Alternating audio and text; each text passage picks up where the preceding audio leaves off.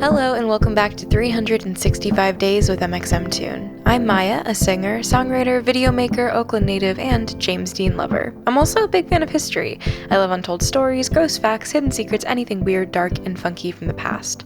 So each day, I'm going to share a few of my favorite deep cuts with you. So let's take a look at today's stories with the trigger warning for a fatal car accident. It's 365 with mxmtoon. New facts every day, so don't leave too soon. I'm gonna teach you stuff, no it won't be tough. Gonna go a year till you've had enough. It's 365 mxmtoon. Today, in 1950, James Dean got his start in acting. What was the medium? A Pepsi commercial. The commercial was Dean's first paid acting gig. $30 whole. He was 19 years old. In the commercial, Dean was shown laughing, playing the piano, and drinking Pepsi. James Dean, fun fact, middle name Byron, was born in Indiana on February 8th, 1931. He was an only child. The family eventually moved to California, minus his father, who had left the family in Indiana. This made James super close with his mother, which made it all the more traumatizing when she died when he was 9 years old of fast-acting uterine cancer. James was moved back to Indiana to live with his aunt and uncle. As a teenager, James got into bullfighting, car racing, and theater. He was popular in school, played on sports teams, got good grades, acted in school plays, and competed in public speaking competitions. After high school, he moved to California. He spent time at both Santa Monica College and UCLA, where he played Malcolm in Macbeth and took acting workshops, which eventually led to him dropping out to pursue acting full-time. After Dean's spectacular performance in Macbeth, one of his fraternity brothers decided to help him get more acting work and brought him along to be an extra in a Pepsi commercial. The directors were so taken with Dean that they gave him a commercial with a leading role. Things moved quickly from there. He got a speaking role in a television special as John, the beloved disciple in Hill No. 1, which filmed for an Easter release and dramatized the resurrection of Jesus. This role led to 3 walk-on movie spots in Fixed Bayonets, Sailor Beware, and Has Anyone Seen My Gal? While looking for more movie roles, he earned money as a parking attendant at CBS, which helped him network in the industry. Through these connections, he decided to move to New York City, where he worked as a stunt tester for a game show and was fired for performing the tasks too quickly. There's a new way to get fired every single day. He acted on several CBS TV shows, which helped him gain an entrance to the Actors Studio, where he studied method acting under Lee Strasberg, who was one of the founders of America's first acting collective and a pioneer in method acting. Method acting is a psychological acting training where actors are taught to use their body, mind, and emotions in pursuit of creating their character. This mentorship was a pivotal moment in his acting career.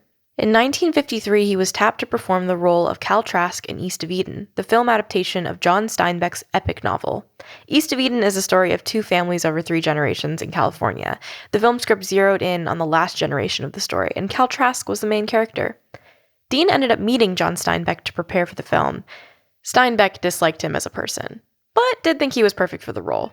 In 1954, he moved back to California to begin filming. Dean gave a timeless performance that exhibited his incredible acting skills. A lot of the movie was unscripted, and Dean worked with the director to create each scene. The most famous scene that Dean improvised is Cal's father rejecting his gift of $5,000. Instead of running away from the character of the father, Dean improvised lurching to his father, embracing him, and sobbing. The improvisation shocked the actor playing Cal's father, and the emotion was so genuine that the director kept the scene in the film.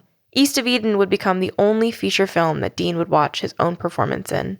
James Dean kept up his interest in car racing into his adulthood, which eventually proved to be the cause of his demise. Dean wanted to make the hobby into a side career in 1954 and bought several cars after he filmed East of Eden, including a Triumph Tiger T110 and a Porsche 356. I don't know how to read car names. He drove his first race at the Palm Springs Road Race and came in first place. And on his second race in Bakersfield, he came in first place as well. His shooting schedule made him too busy to race during filming of the films Rebel Without a Cause and Giant, but he got back to the racetrack after filming. He got a new race car and embarked to drive it from Los Angeles to Salinas for an upcoming race. After receiving a speeding ticket, Dean smashed the car into a Ford Tudor in the middle of an intersection. Dean, his passenger, and his car flew across the pavement and onto the side of the highway. His passenger was thrown from the car, and Dean got trapped in the driver's seat, suffering a broken neck. He was pronounced dead on arrival at the nearest hospital. He was just 24 years old.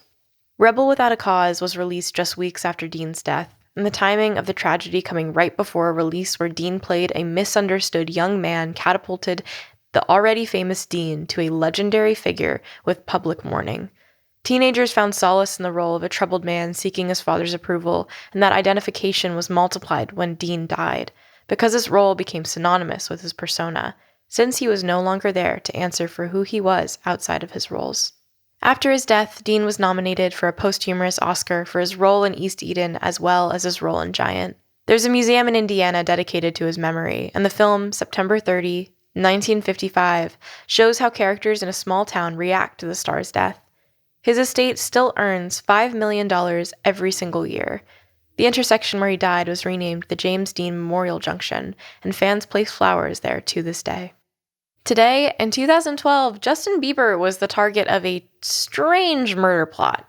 3 hitmen in Albuquerque, New Mexico had hatched a plan to kill the singer.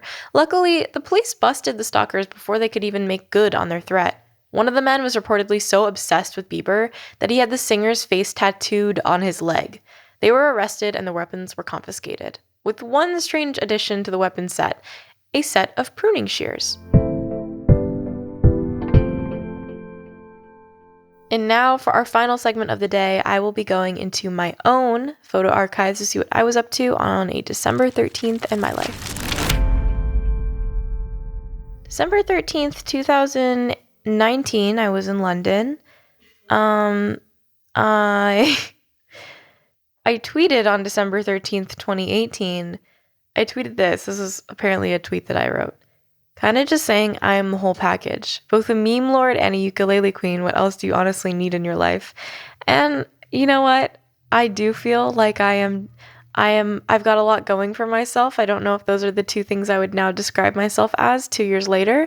However, I do agree that I'm a meme lord and a ukulele queen. I'm much more than just those 2 things. But it's pretty funny. I thought I was hilarious in 2018.